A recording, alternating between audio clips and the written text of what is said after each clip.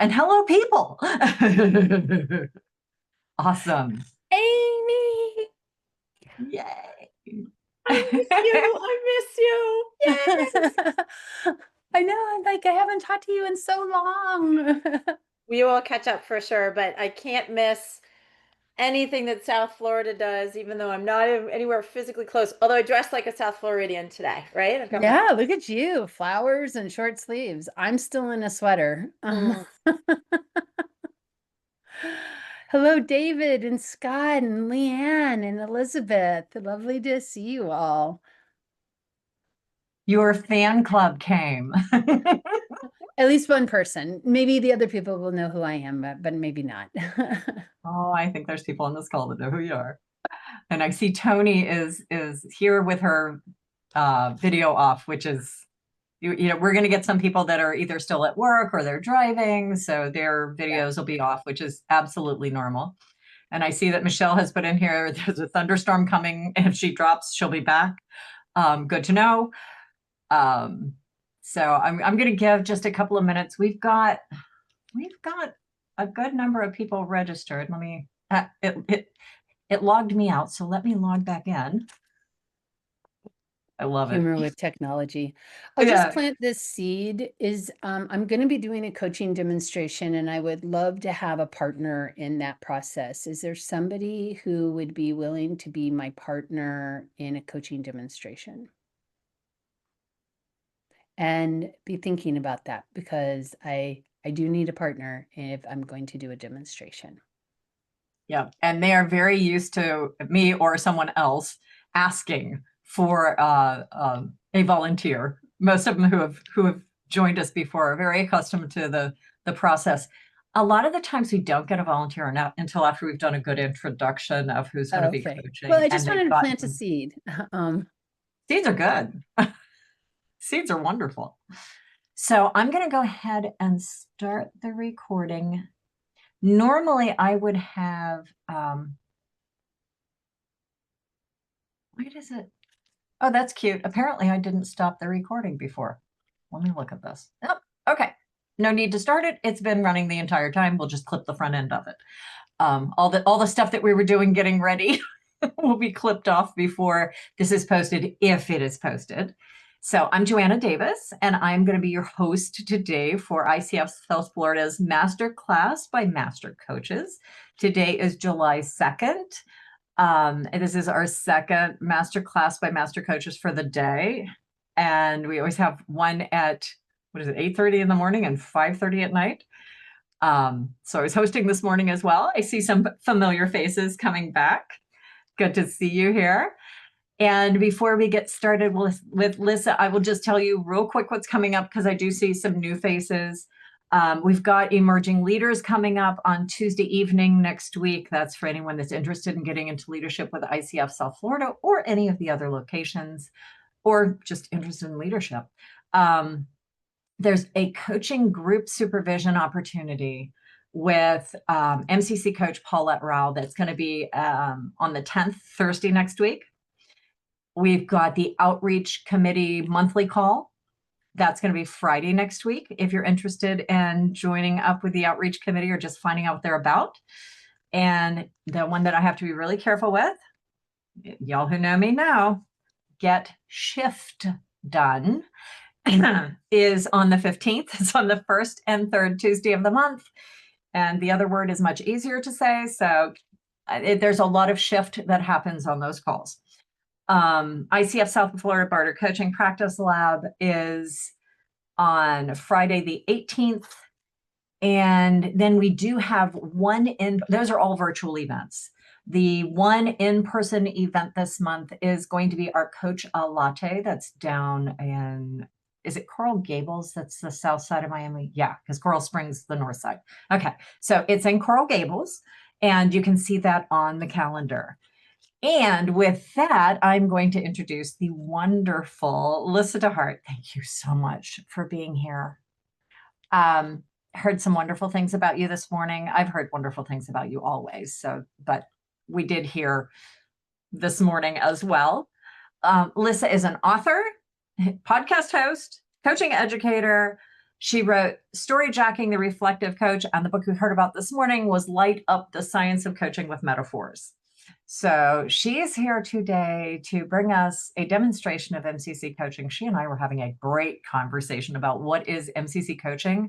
So I'm going to see if I can coax her back for the summit this fall, and we can talk about how things have changed. So that would be a really fun conversation. Who would be interested in that conversation? How things have changed in MCC coaching.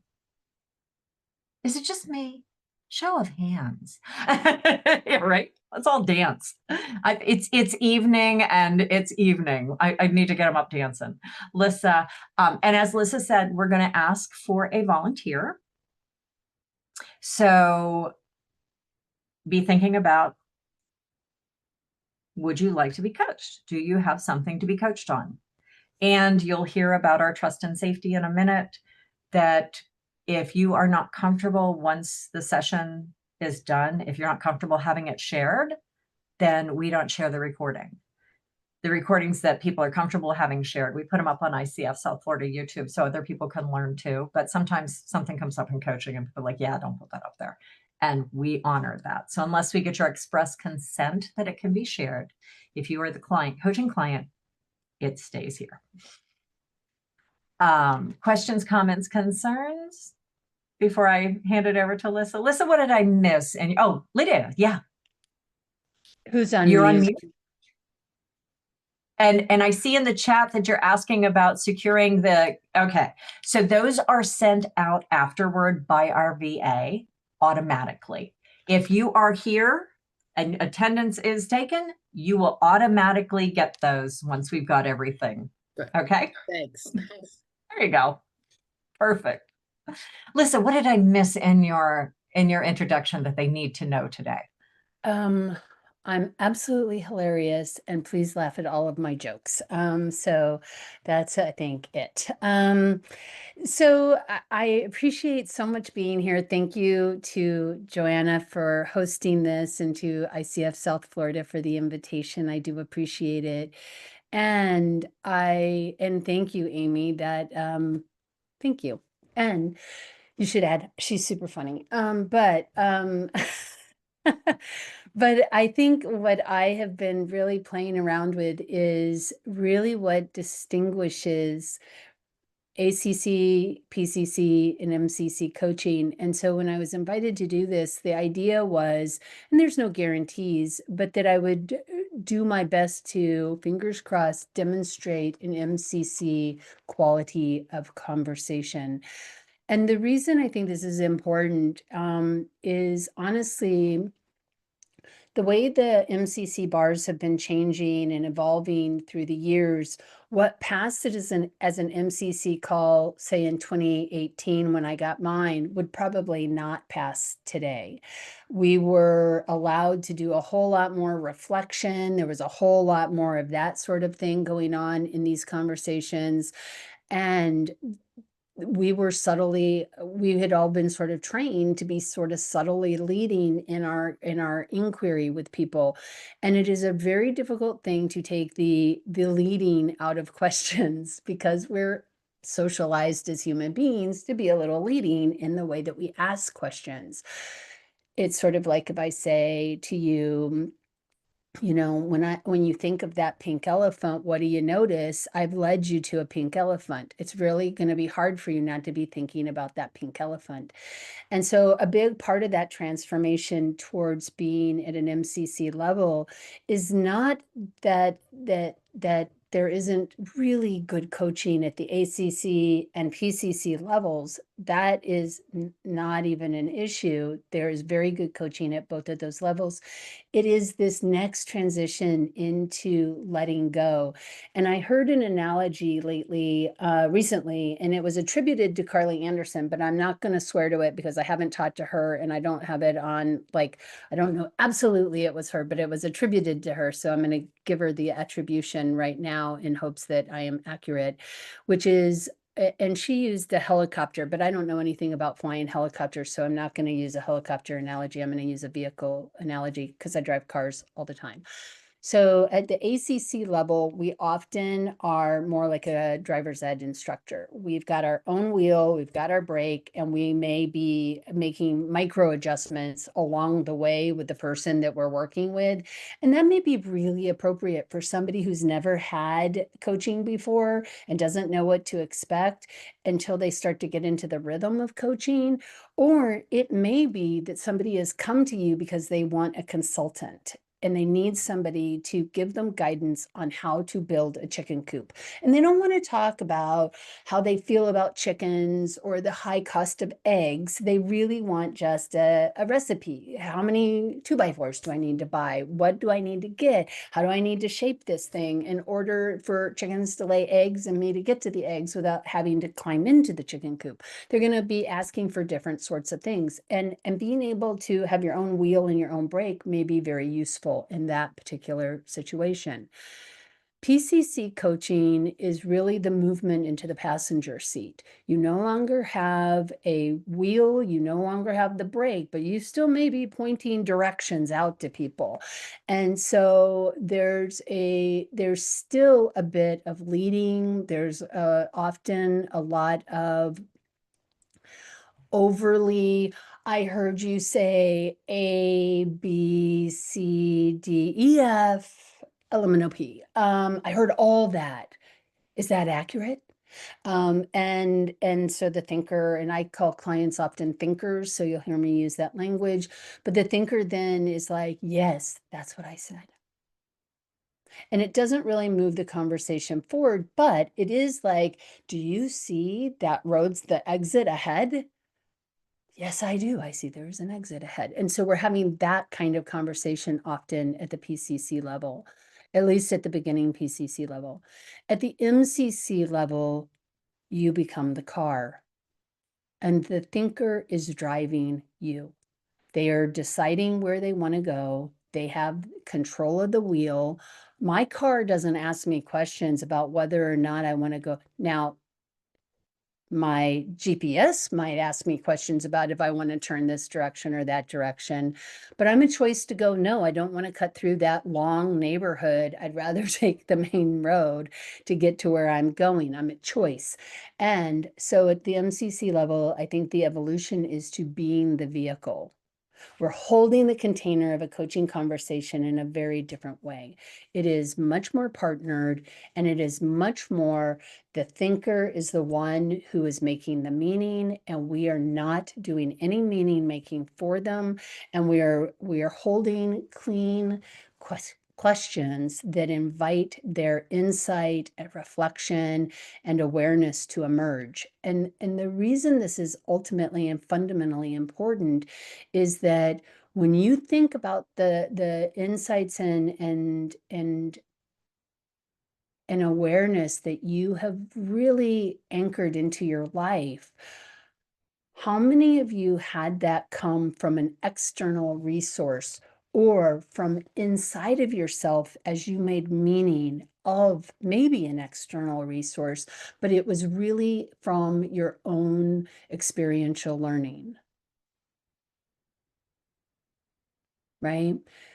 When we get to not only make the dots and connect the dots, we get to own the dots. And that's the purpose of I think fundamentally the purpose of coaching. And it's still about forwarding the action. It's just about doing it in such a way that I am not, my hands are no longer on the wheel. I'm not even in the passenger seat. I have become the vehicle through which you have those insights and awarenesses. So to that end, and Michelle, can you drop into the chat the coaching, the invisible architecture of mastery for everyone to see? I wrote this article, and this came out of a conversation I recently had with one of my students. But we did it. I offer coaching with one of my programs, and so we were doing a coaching session, and I'm really working to hold myself to what is MCC quality of coaching. Again, you can never guarantee how a conversation is going to go and what need may arise. But in this particular conversation with this particular person, It was, I was able to hold that space and be the vehicle. And I think the thing that was so brilliant in my mind, and when you take a look at the article, you'll see that the sense of autonomy and ownership that the person had after the conversation was the piece that for me was like, yes, okay, cool. That is what I'm going for in the work that I do. So I'm going to just stop here real quick. Michelle, can you also throw in the PCC markers and the MCC scoring for folks?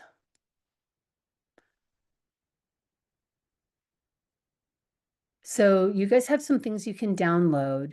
And what I'd like to do is I'd like to find my partner. Who here has a topic they would like thought partnership on, or that they are wanting to get some coaching around? I promise I don't bite. If we don't have volunteers like right off the bat, I'll read out the trust and safety agreement while they're still thinking about it. Would that be fair? Yeah. Okay. So these are how we work together for creating trust and safety in this space, because trust and safety is part of being a coach. So this entire session will be recorded so that those who attend can go back and catch the nuances they missed when listening to the coaching live, and those who are unable to attend can participate in the learning. In the event that the coach and or the coachee feels too vulnerable with the recording being shared, the session will not be posted and a real replay will not be made available. While you are welcome to take notes, any AI transcription will be removed from the call to protect the privacy of our volunteer client, because we won't know until after the session whether or not they'd be willing to share it. So I'm going to thank Lyssa, first of all, for being here. I'm going to thank Michelle for being here as support. And I'm going to thank whoever volunteers, because I already saw that there was one person that will volunteer and wanted to leave that open for someone else. All right. So Leanne, I see a hand up. Is that a volunteer hand? It is. Okay, so we've got our volunteer. Thank you, Leanne. Look at that. Well, that's taking a risk, I'll tell you. There you go. it is, So, but we'll be doing it together, Leanne. We're taking a risk together. There you go. And there's a bit more to this. So I want to make sure that we've laid all the ground rules out. Observers, your invitation is going to be to give feedback on what you saw our coach doing well according to the MCC bars, or if you're familiar with them, the PCC markers or the competencies. And now we have both documents. Thank you very much, Lyssa. Or share what you noticed the coach doing that made an impression on you, even if you can't anchor it back right in the moment to a measurement. You're invited to be curious about the coach's questions and choices. Curious, not judgmental. This is a safe space for all of us. MCC does not stand for Magical Certified Coach. It indicates mastery, a hallmark of coaching, and part of mastery is meeting the client where they are. Not every client, and we talked about this beforehand, and I really want Lyssa to come back. Not every client needs all of the tools associated with coaching that would be assessed at the MCC level. Sometimes the ask is tactical and solutions focused. Sometimes the client doesn't want or need to delve into the beingness that's associated with the MCC level. I'm also going to invite our coach to speak to how the session was for them, including things they may have noticed in the client that they might have missed when they were less experienced, and questions or observations they might not have had the courage to raise earlier in their careers. Finally, we'll invite the learner or the thinker to speak of their experience if they choose. As some of you probably know, it can take time to integrate a coaching session, and trying to debrief right after one is sometimes challenging. We're placing no pressure on the client to be anything other than 100% client. So Leanne, you're completely off the hook. As we move into a coaching demo, except for our coach and volunteer thinker, everyone is invited to mute themselves and turn off video, and please hold what is said here with the confidentiality that is prescribed in the ICF Code of Ethics. Questions, comments, concerns before I go off camera? Have a good No, one. so I do appreciate it though, everybody, to turn off your video, not just cover your screen so that it is just Leanne and I.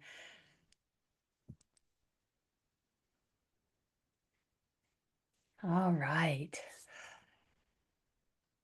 Thank you, Leanne, for being willing to be my partner. Thank you. Is there anything that you need before we dive in to feel more comfortable? I think I'm good. Thank you.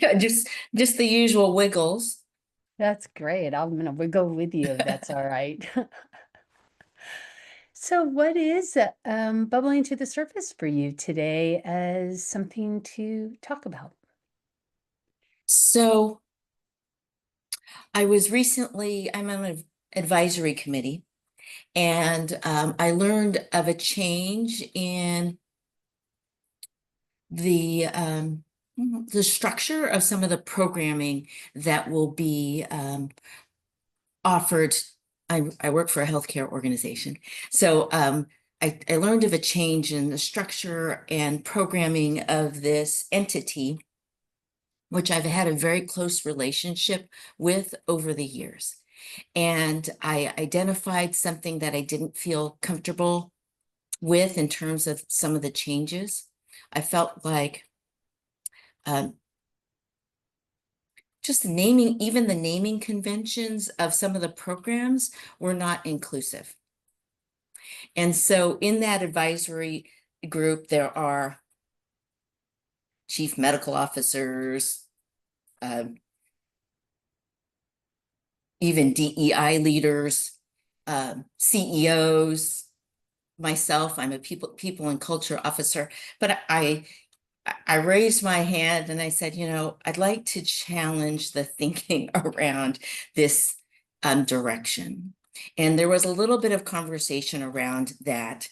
And that was not the major part of the agenda. The agenda was really about wanting to elicit feedback from the different leaders around how to get people interested in leadership development. How do we create a pathway that really opens doors? And I felt like even the naming conventions of the programs was going to close doors. And I'll just tell you, I have some history with this, and that years ago I was actually actively involved in a partnership with this organization to help open doors for other than physician leaders. So I have some personal skin in the game. I have a passion around this, and I'm looking at ways I might influence the direction of this organization and not, well, obviously want to make impact. I don't want it to be about me and my emotional gut instinct around what the heck, what are you thinking? But really state my case in a way that will help to change hearts and minds. Yeah. Just to be transparent, my focus is going in and out on my camera. Not sure what that's about. But I'm really hearing this changing of hearts and minds, but also of being able to make an impact. And I'm wondering, as you shared this, what is emerging for you as the most meaningful element of this for our time together today, given if we have about 20-25 minutes or so? So thinking about this next meeting of the advisory committee, how do I show up? And one of the agenda items, so after that advisory meeting, I really struggled with my personal distress.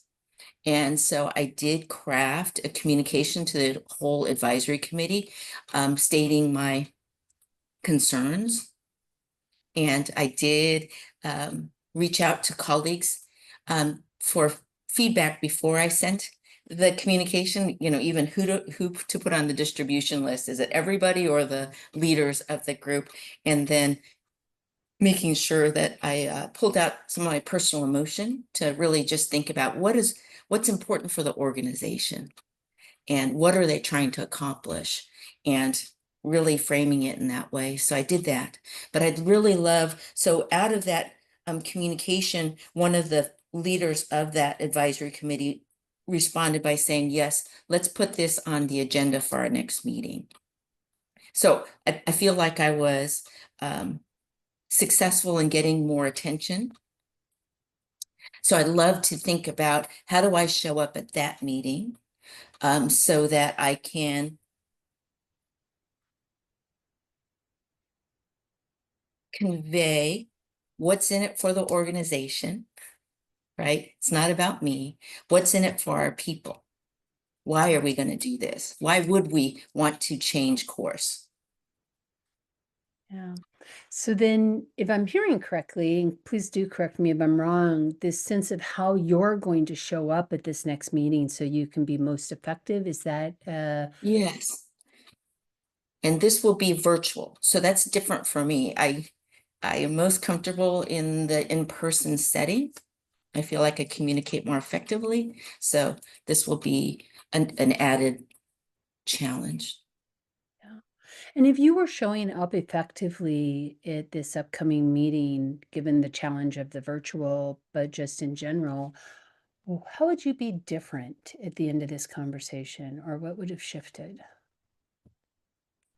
I'm sorry, would you repeat that, Lyssa?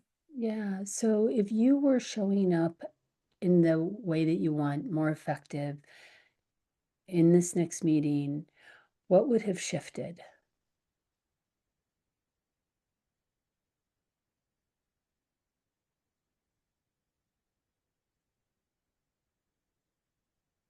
Well, one, I'd be more prepared. I think I would be thoughtful about who's in the room and what experiences or perspectives they bring, because they each represent different entities in our larger organization. And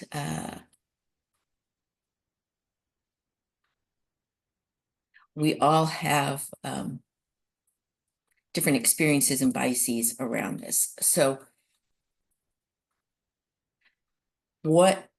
understanding what's the common denominator for all of us, because I do think that that's what we need. That's what I need to speak to. What's that? What do we all care about? And then how do I speak to the different needs of the people in the room? And for you, what are going to be the indicators by the end of this conversation that we've gotten you to that state of awareness?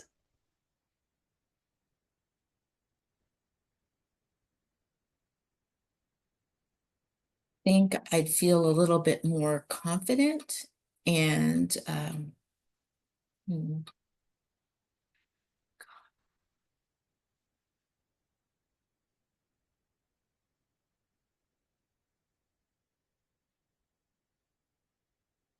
perhaps even have identified that common denominator among the leaders in that room.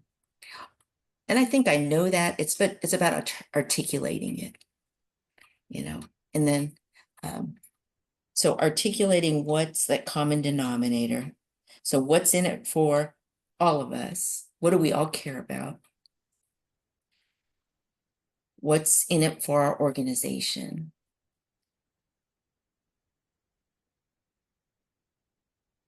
I think that's it. And to do that with confidence. Yes. Okay.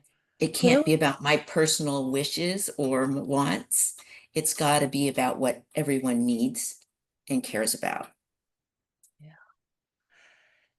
Where would you like to begin the exploration of this today?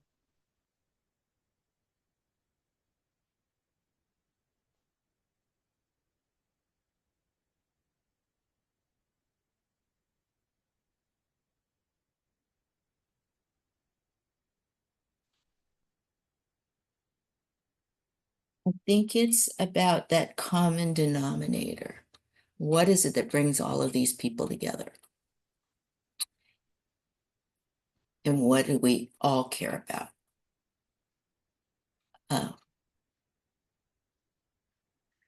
So when I think about that, this is a physician and advanced practice clinician leadership advisory committee.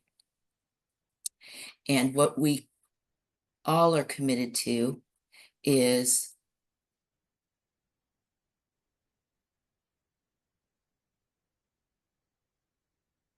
helping our organization's leadership development arm create and maintain a leadership development platform that meets the needs of our learners and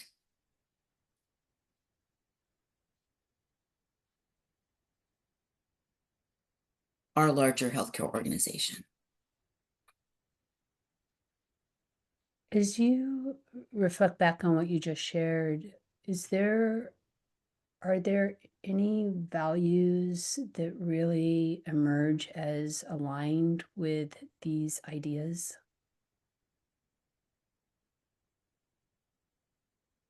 Well, I think of our healthcare organization's leadership commitments, and one of them is inclusion. And so inclusion, curiosity,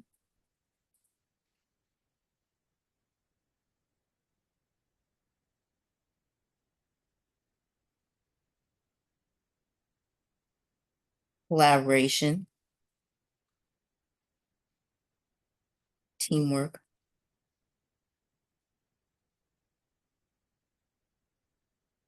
compassion, and there's one, and integrity. Those are the 6 leadership commitments. And the reason I know this off the top of my head is I helped to edit a leadership development newsletter. So I'm not just a geek. But this is really for me about inclusion, because the naming conventions that this leadership development arm of the organization is proposing is physician-centric. And while I'm a physician, I know that many of our clinicians across the organization are nurse practitioners, physician assistants, certified nurse midwives, and now therapists. So what's been, I thought, very good over the years is the inclusion of these clinician leaders, alternative clinician leaders, into our core leadership development programs. And the naming of those programs was inclusive of those people. So it would be physician and advanced practice clinician leadership program or clinician leadership development program. And now, I don't know why, there are transitioning to physician specific language, and while also saying, oh, well, those leaders could also apply and participate. But I believe that making it physician specific in a way tells these individuals that this is not really for them. What showed up inside of you as you just shared that?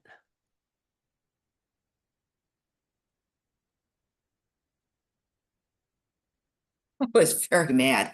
Okay, so I was mad because years ago when I actually led a task force for our whole organization around the inclusion of our advanced practice clinicians, making sure that they had a voice and opportunities for growth and development in their careers, knowing that we can't provide care to all of our patients without this team of physician and advanced practice clinicians, and being able to recruit and retain those individuals, that this is important. So even when we name our programs, that we not only invite these people, but they also know that they're welcome, that this is for them. So I took it personally, right? Because I was involved early on in the work. So, but also want to highlight that, well, so perhaps this is well-meaning, because what they're saying in this last meeting was the leaders of this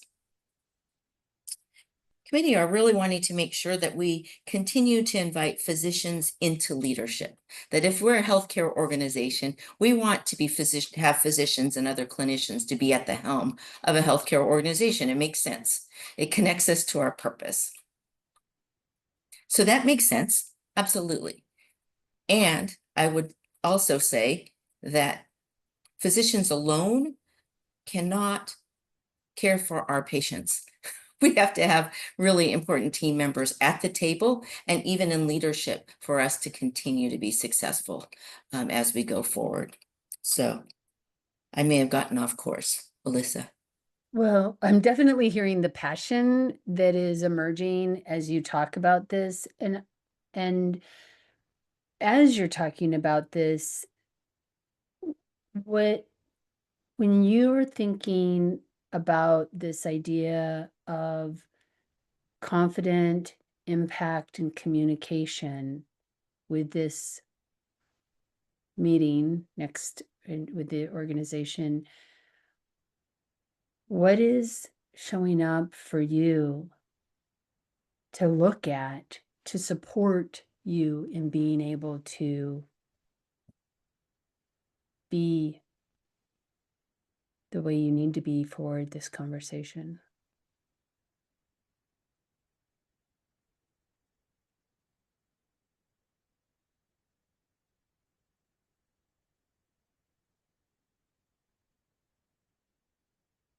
I think especially for the highest level leaders, although they may be physicians, they're also concerned about the bottom line. Mm. Unfortunately, I don't have to worry about that so much. But they're worried, so they think about the metrics. They're thinking about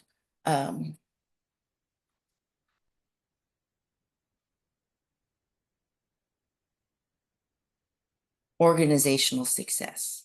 And so what I'm thinking is, and thank you, I'm thinking is I have to connect that to this. You know, when we have leaders that are being developed, we're offering programming to develop these leaders. That when we are inclusive in terms of who we invite into these programs, and we make it known that yes, we want all capable leaders, whatever initials are behind their name, to be participating. When we do that, we're inviting different perspectives. That's what inclusion is all about. We're inviting different perspectives. We are leveraging the life experience, the knowledge, expertise of this larger group of clinician leaders that will translate to organizational success. That improves the quality of care that we provide. It improves the feeling of health and belonging, right? Of clinicians that, oh, I can be a leader. I do have a voice here. We have these leaders in different roles throughout our organization that will help us retain clinicians. We don't lose this talent to other organizations because they feel like they can't grow here.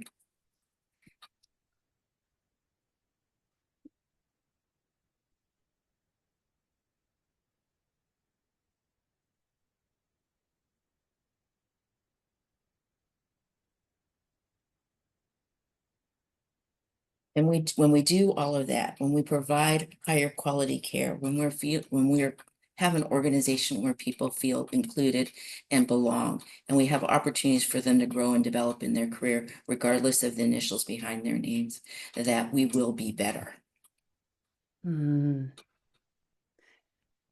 I very much appreciate that energy shift that just happened. And I have two questions. One, what does that tell you about how your considering this?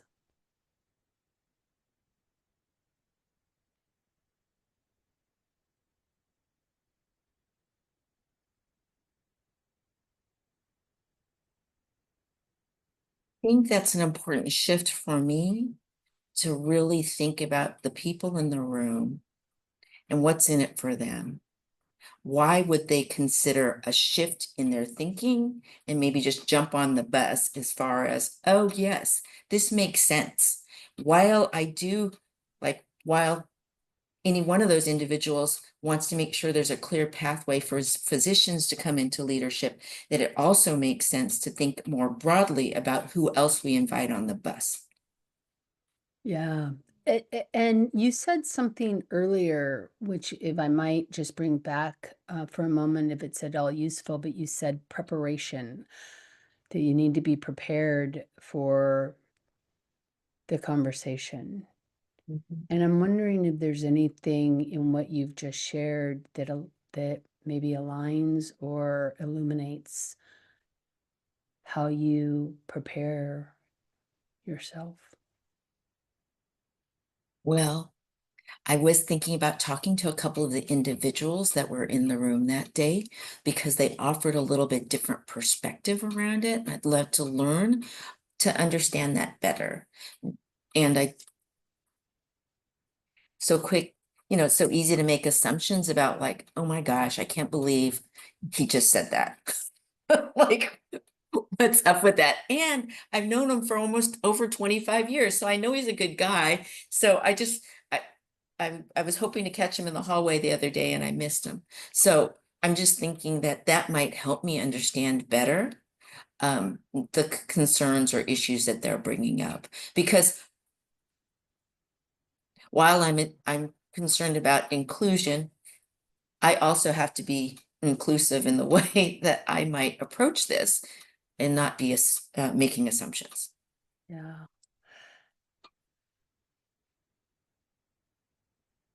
What are you learning about yourself today through this exploration?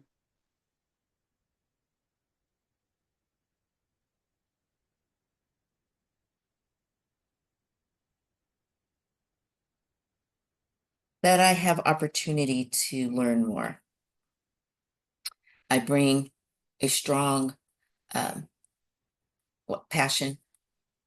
Certainly, I had a huge gut reaction and I was mad.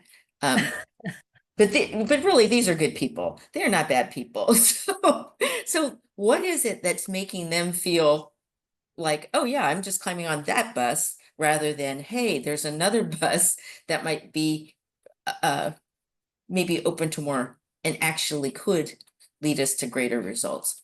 So I have to understand that and speak to that. Yeah. Where are we in this exploration? Is there anything else that we need to touch on before we start to wind up?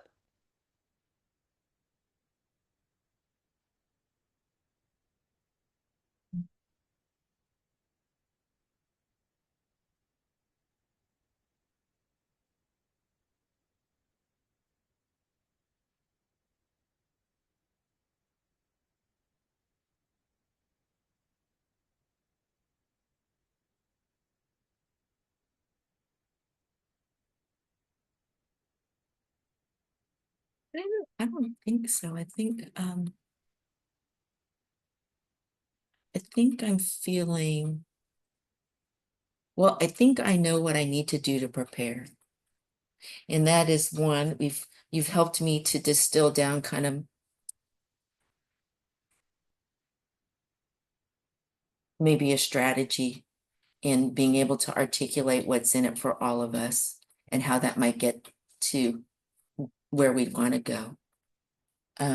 To a plan for understanding the perspectives of other people in the room that will be in the room.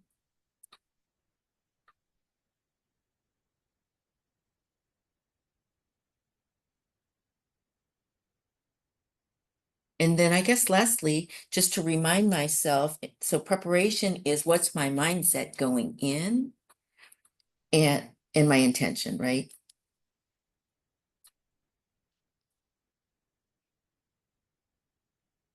And it really, so I think it's twofold, maybe a voice for individuals not represented in the room.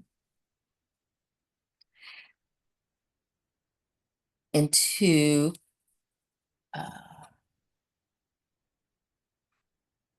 that what I care about deeply is about this.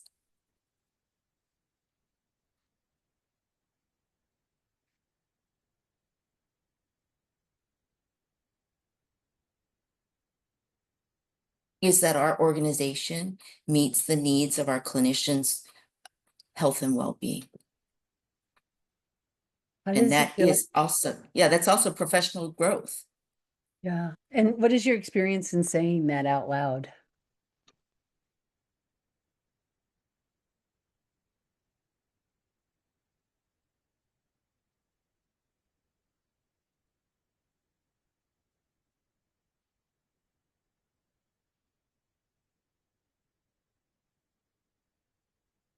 Well, I think that aligns to my core values, my personal core values of, I'm a pediatrician, by the way. So it's about developing people, right? And that's all people. And so I think that's easy for me to speak to. And how does that impact the outcome of confidence and impact that you had?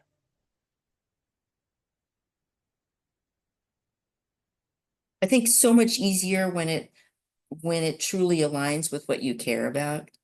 And so if I can distill it down to that, that makes it pretty easy. Yeah. Is there any other places in your world in which this awareness is useful?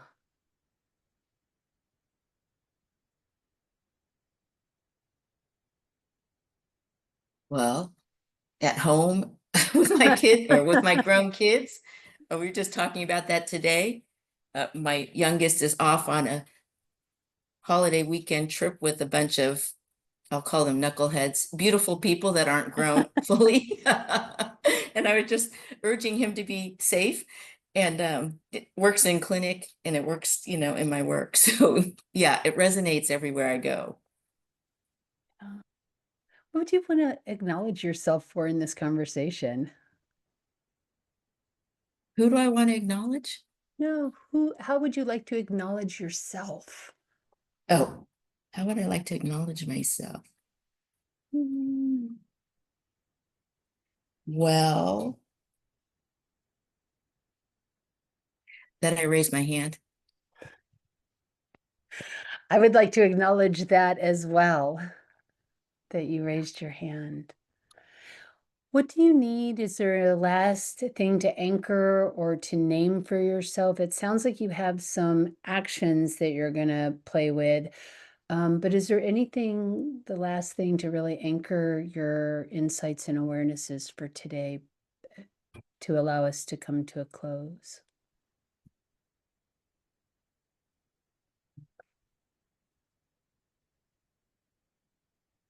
Well, reminds me, Lyssa, how valuable coaching can be. I haven't actually been coached for quite some time, so I do think that that just highlights the value of coaching. And so I really appreciate your time today. Anything else before we come to a close that you need? No, I just want you to know I did take your coaching prep course, ICF coaching prep course last summer. I was dreading taking the test for the ACC because I heard it was really hard. I'm like, oh my gosh, I don't want to do that. And so I took your course and it was really valuable. So thank you for that as well. Well, I aim to be supportive, so I'm so happy that worked for you. Thank you Yeah. so much for being my partner today. I genuinely have enjoyed spending time with you. Thank you, Lyssa. And may we invite the other folks back. All right. So I'm And looking I'm at the going to go through time. the trust and safety one more time because we Okay. did have people join while you were coaching. So the entire session has been recorded. So those who attend can go back and catch the nuances they missed. And those who are unable to attend can participate in the learning. In the event that the coach or the thinker feels too vulnerable to the recording being shared, the session will not be posted. A replay will not be made available. So you'll both get emails afterward. While you are welcome to have taken notes, any AI note takers get kicked out. Thank you so much, Leanne and Lyssa. And observers, again, your invitation is to give feedback on what you saw our coach doing well, according to the bars, the markers, the competencies, or just share what you noticed the coach doing that made an impression on you, even if you can't anchor it back to a measurement. You are invited to be curious about the coach's questions and choices. Curious, not judgmental, to create a safe space for us all. This is about trust and safety. MCC doesn't stand for Magical Certified Coach. It's Master Certified Coach. And a hallmark of mastery is meeting the client where they are. Also going to invite our coach to speak to how the session was for them, including things they may have noticed in the client that they might have missed when they were less experienced, and questions or observations they might not have had the courage to raise earlier in their careers. Finally, we will invite our thinker to speak of her experience if they so choose. As some of you probably know, it can take a little time to integrate the coaching experience, and trying to debrief right after is sometimes challenging. So no pressure to be anything other than 100% client. So Lyssa, I'm going to turn it right back over to you. Okay. Well, I would love if people felt like taking themselves off mute. What did you notice? Where were your curiosities? What showed up for you as you observed this coaching demonstration? I love the way you both gave each other space to think. There was no attempt to answer right away or question right away. Especially Leanne, she went into her own little thought bubble and didn't feel pressured into saying something. And I love that. And I think because she, I'm just going to say, trusted you in this process, and she felt safe and unrushed, probably allowed her to do that. I love what you guys did. And also, Leanne, I can relate to where you are. I'm not a physician, but I was in the corporate world for 30 years, and guys say stuff that really piss you off.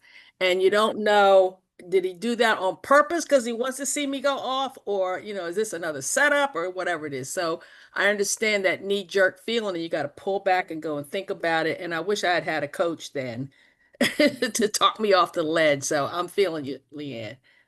Thank you. But I think you bring up a really, really crucial quality of coaching that a lot of coaches don't demonstrate, which is how do you create spaciousness for the thinker to think? And how do you give them space? And how do you also allow silence so that what they're really doing is able to process? And so there were a couple times, have you guys noticed in this conversation, where Leanne had stopped talking, but you could see she was in her thought bubble, to use Lydia's language.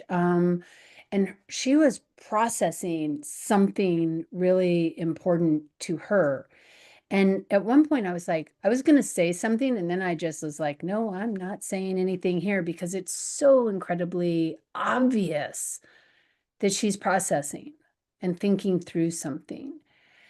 And I think, and I could be wrong, but I know for myself that earlier in coaching, I didn't realize the power of silence. I didn't realize, and when you talk about, Leanne will have to answer the question as to whether or not there was trust. But I think if there was trust, it was built on giving that space to her and not interrupting her flow with my questions. So one of the things I noticed was oh my gosh, I am talking a lot. And then, and then I'm like, oh, I'm the client. So that's my thing. And that, Lyssa, you gave me that opportunity. You didn't interrupt me. Then when I paused, and then you would, uh, come in at the appropriate time. So I appreciate that. And I do think that that helps remind me of the value of that space. I mean, for all of us, really, raise your hands. How many of us have a bunch of people who will really just listen to us and not interrupt and have no agenda? Yeah. If you do, you're incredibly lucky, but you probably pay them because they're your coach. Because even if it's your beloved spouse or best friend, we all have a bit of an agenda for something. Like, I want the best for you because I've known you for so long, or no, I don't want to move to Tahiti, or I don't want you to move to Tahiti and me to stay here and deal with all the bills.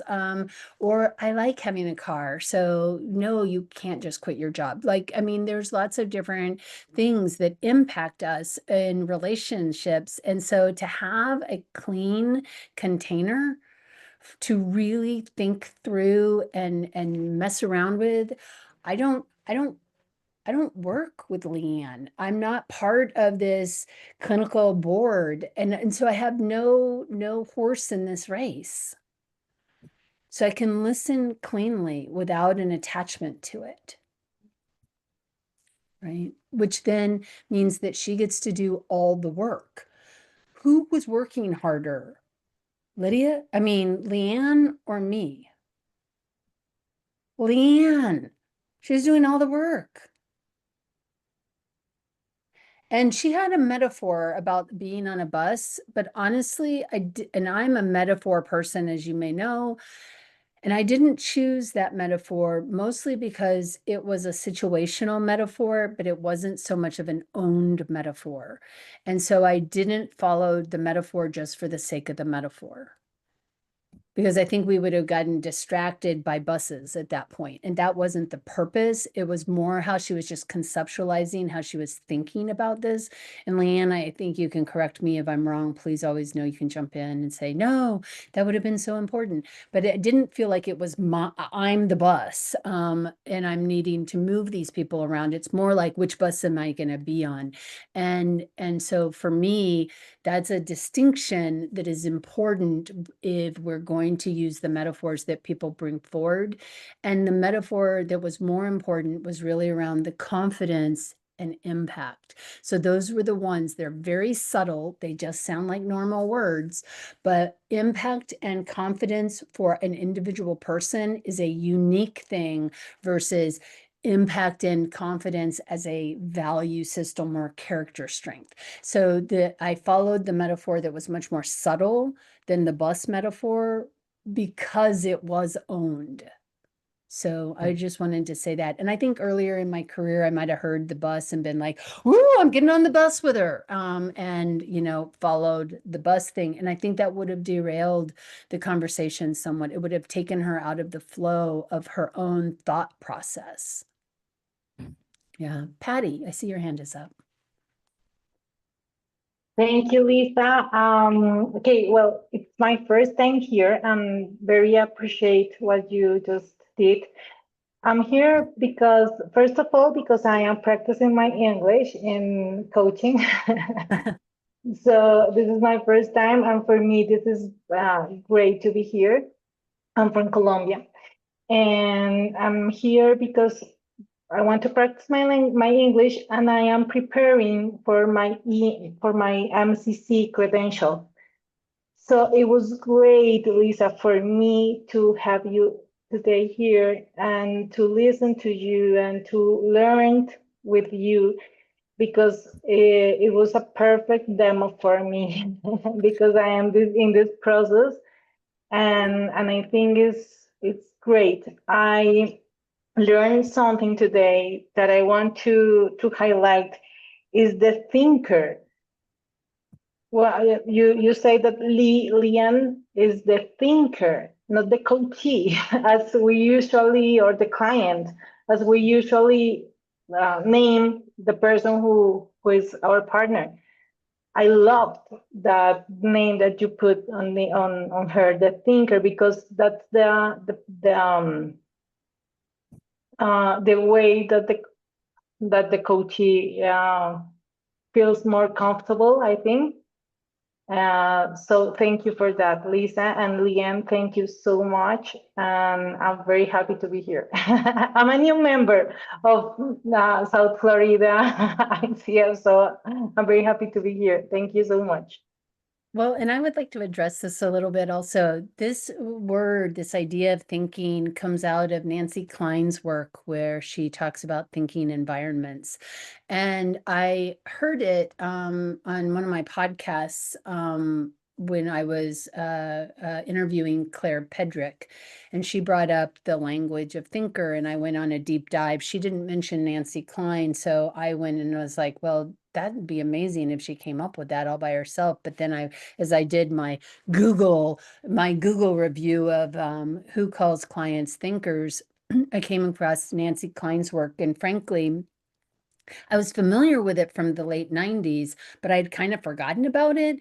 So she developed this idea of clients as thinkers, and it really comes out, and I don't know that Nancy Klein would explain it this way, but from my clinical background, it really comes out of transactional analysis, in the sense of, are you familiar with transactional analysis? Everybody here, some people.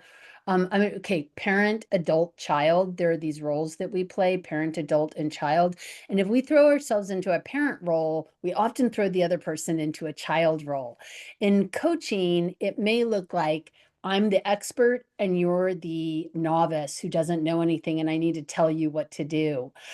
We may be adult to adult, but that's where I think coachee for me is very much of a childlike word. And so I do not call anybody a coachee, because I feel like it is infantilizing them in some way. And I don't need to make the person who actually knows more about themselves than I do, in any way, less of an expert than I am. So even if we're looking at adult to adult, I kind of feel like that's not really the role. That's what we do as adult to adult. It's a conversation, it's a friendship, it's that.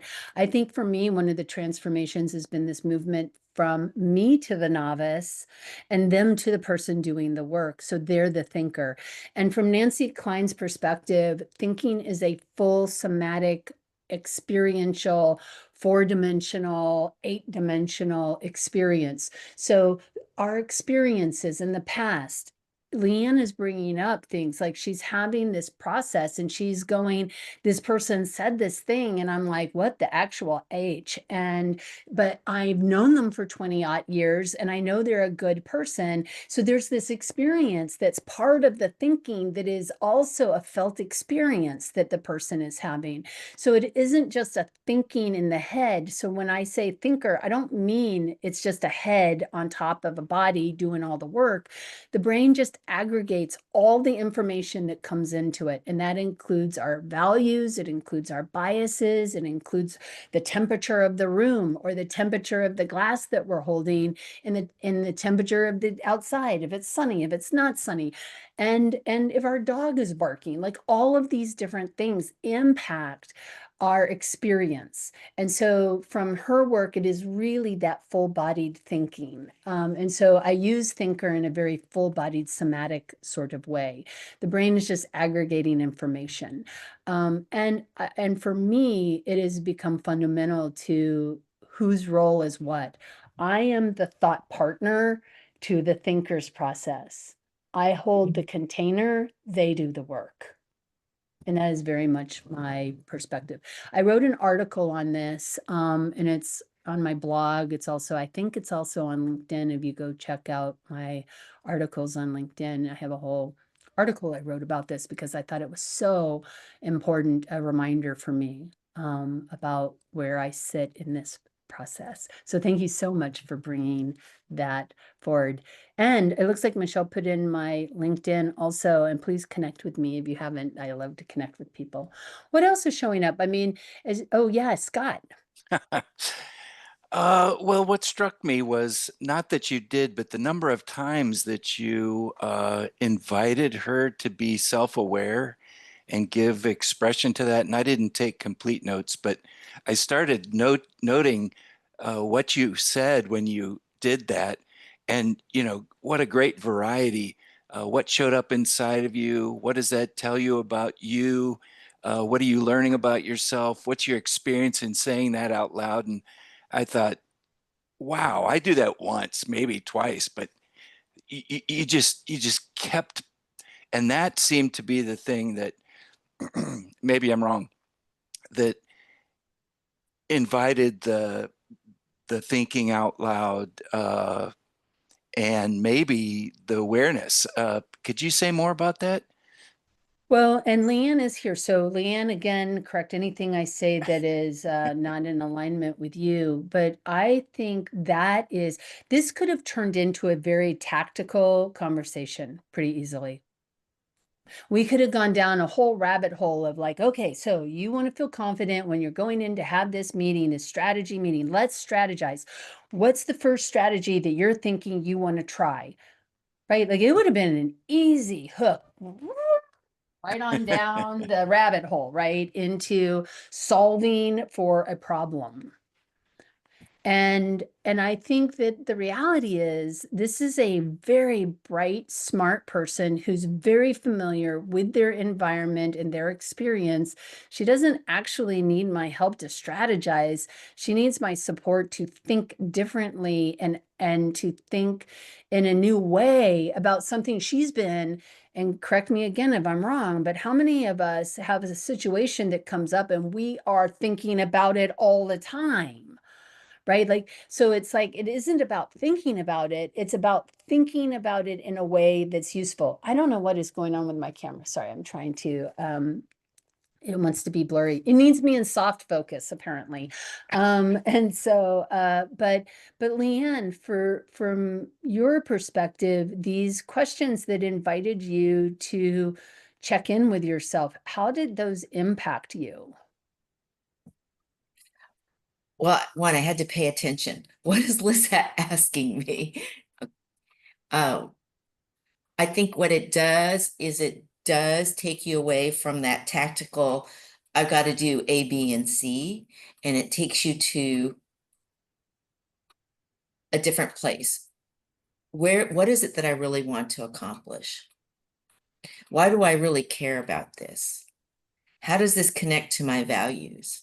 How might I translate that, understanding who's in the room, understanding what is important to those people? How do I translate all of those things into how I show up in the room? I think that, again, it does go from that superficial, because we can problem solve and throw a bunch of stuff at the wall. And I just don't know that without checking in with myself and what is it that's really important to me in all of this, and then understanding what's important to those people in the room, that I would not, you can't develop your tactics unless you really check in on those really core things. I have another question for you, Leanne, which is, do you feel like you will remember this conversation and the things that you came up with past our conversation today? Well, I took notes. Number one. That'll help.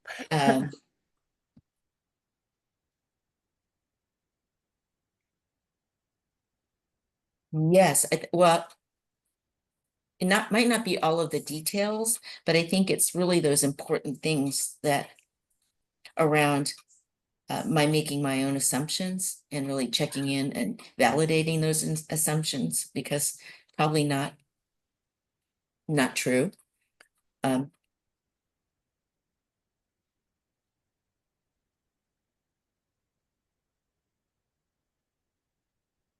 Really being intentional about how I show up. And for me, I'm sorry, I'm interrupting you, but for me, that's the goal of coaching, is that the thinker leaves with things that are sticky, that they will remember, that are theirs. They own those. chose. She came up with every single thing she was going to choose to do.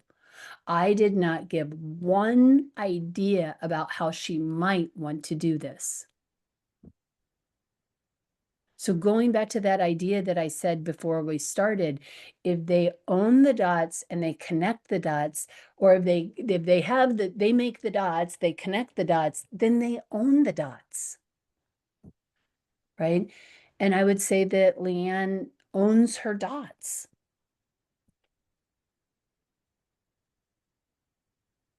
When I think about coaching and I think about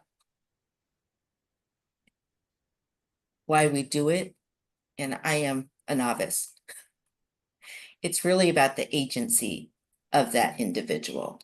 It's really about that person developing their own confidence and feeling like they can go out and do what they want to do and need to do. Yeah. And so fingers crossed you feel that way, that you can go out and have that agency to do that you wanted to do. David, I saw your hand come up a little bit right at almost exactly at the same time as Scott's, but slightly after. So what was showing up for you? Yeah, well, first of all, let me just say I really enjoyed this demonstration. Leanne, thank you for really being authentic in the conversation. I felt like you weren't inventing things. You were really kind of working through something that you were facing. And so it felt very authentic. The other thing I noticed with you, Lyssa, I tend to be a note taker when I coach. And what I loved is that you did not have a pen, you did not take a single note, you were just there listening. And for me, what I noticed in myself is that I feel like sometimes when I am note taking, I'm trying to come up with something smart, come up with something inside. And I really need to make it less about me and just really be with the thinker and really just kind of open up their curiosity.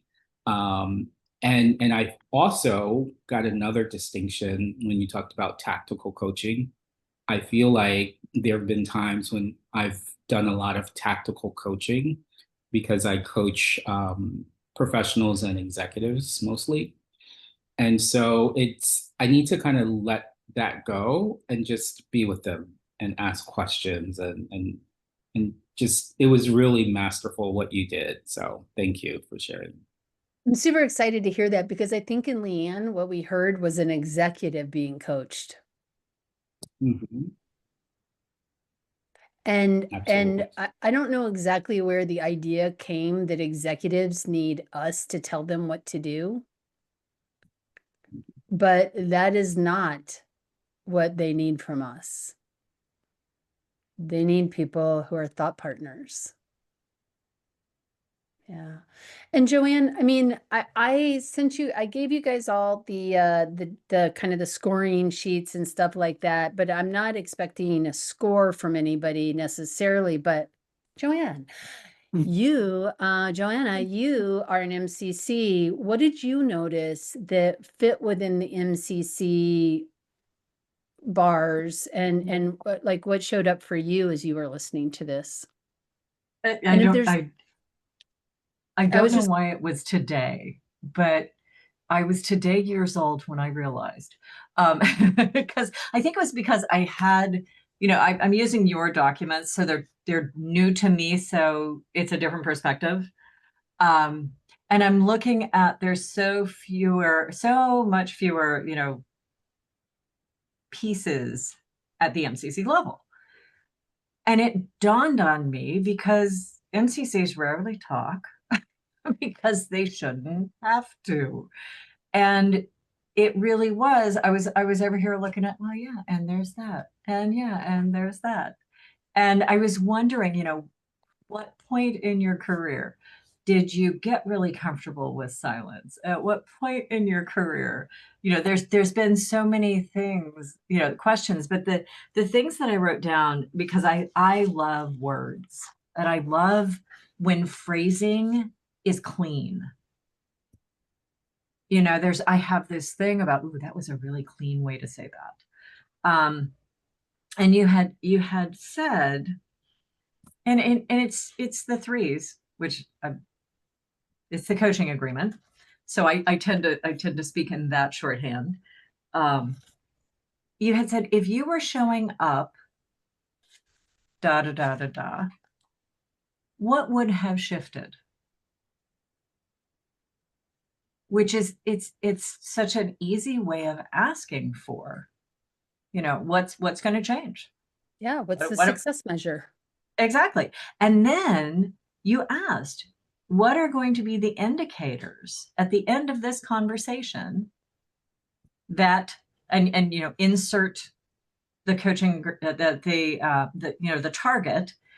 So it was just the way that it was worded was like, yeah, there's nothing in there that's hard to understand.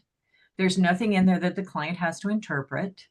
On a scale of 0 to 10, where are you right now? And on a scale of 0 to 10, where will you be at the end of this call? Who can answer that question, please? I don't know where I'll be at the end of this call. I don't know how good you are. I think it's a really unrealistic question to ask people. And yet we get taught to do that. Uh-huh. Oh yeah, because it's something that people can relate to when they're in training. And it's not meant to be something that we use forever and ever. Right. It is not forever. It is a beginning way of starting to think about this. But how do we start to get to what is it you would like to have shifted by the end of this conversation? And there's a myriad of ways we can ask that. I mean, it doesn't have to be that language exactly. I mean, what's even important that you would like to focus on today? How will you know we've gotten there? Yeah. You know, but also the indicators are important as well. I love that. You know, how will you know when we've gotten there? And a lot of people are like, I don't know. You know, they don't know. But the reason they don't know is because they don't have a concrete idea yet. She had gotten to confidence. And how will you know that you are having confidence and impact? Now it's very specific. Who here, if I asked you, how will you know if you feel confident? Who right now, you're not even in a coaching session. How do you know when you feel confident? Who here does not have some indicators that they can draw on about what their experience of confidence feels like to them? Nobody? That's because you know what confidence feels like to you. So if you can get to an outcome that is something that is a felt somatic experience and not esoteric, like people say confidence, that's too broad. Not if you ask them what it looks like if they get there. Exactly. Because if we don't ask what it looks like if they get there, then that's, oopsie, we didn't do that right. Bro, that's too broad. Like confidence, we're assuming a bunch at that point. We're assuming that our idea of confidence and their idea of confidence is the same confidence. And that's the other thing with MCC coaching is I'm not making any assumptions. Right. I'm just asking questions. Yeah, there was a point when you had, it's in the 8s because the bookends, I still love the bookends. I don't care. I will die in the bookends. And you had asked, you know, where are we in this exploration? And what do we need to touch on before we start to wind up? So it was no, you know, well, you said you wanted this, and on a scale of 1 to 10, have we, Yeah. 1 to 10 thing. You know, it was, where are we? And what else do you need? Mm-hmm. And it was just clean and clear. And it had the matching the client pacing, the really big silences. Now, have you always been comfortable as a coach? Oh, no. Okay. So say a little bit about how you got there, because these are things that, you know, come through my journey and other people here on their journey. And we've got people at all stages of the journey here. So what supported you to get to, yeah, I'm just going to wait? Honestly, I am an external processor and so I've got a couple things going on. So one, I'm dyslexic and I'm an external processor, and I had gotten it in my head, and I think this was from my coach training, and this was one of the things that I didn't really understand. I kind of alluded to it earlier, but I did a lot of recapping in I would sort of do the preamble to asking a question. And so one of the things that's been a big transformation for me this year, it's not that I was uncomfortable with silence. I can be silent. That's not a problem for me, but it's the wanting to make sure that I've got clarity, that I understand, and then making sure that they know that I understand what they said. You know, it reminds me of a movie that Katharine Hepburn was in, where it's like, I know that I know we're a very knowledgeable family, right? Like this whole like thing that we do, and the recognition that the person who we're working with already knows. So whose benefit are we recapping every single thing? And we can take one or two words. And I think there were a couple of things like, I hear the passion. You know, I didn't need to go, you know, on and on about everything that Leanne had just shared, but really, like, I really heard that passion. And how does that inform where where you take this? And again, I had a conversation yesterday with my mentor coach, and I had asked a specific question in a demonstration that I was having assessed at the MCC level, and it would pass at the MCC level, but there was this one question that I asked that was like, how would you like me to support you through this conversation? And she asked me, what had you asked that question? And I'm like, well, I was really trying to give the thinker the opportunity to tell me how they'd like me to hold the space in this conversation.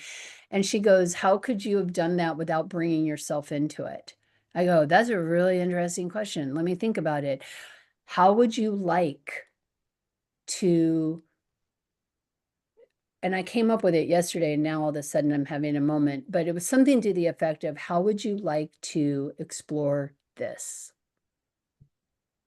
How would you like this space to be held for you to do this exploration? Something like I think there's more than one, right? Like we could probably come up with about 12, but this idea of taking myself out of it. And I've been working, that's the other thing that has been a huge transformation in my coaching, just even since last December. So like Amy's heard a lot of my coaching through the years because she's been through some of my programs. And I would start often with, I hear you, da, da, da, da, da, da, da.